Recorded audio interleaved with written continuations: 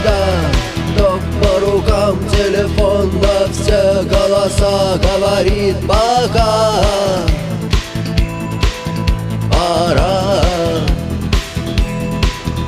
И пальто на гвозде, шарф в рукаве и перчатки в карманах шепчут: подожди до утра, до утра.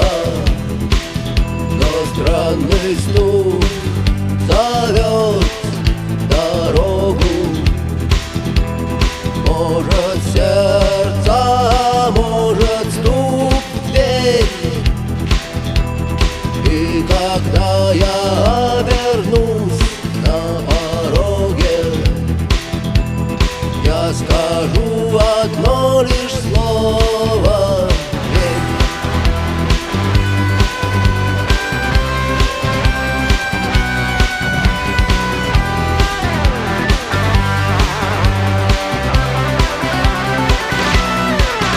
И опять на вокзал, и опять к поездам, и опять проводник выдаст белье и чай.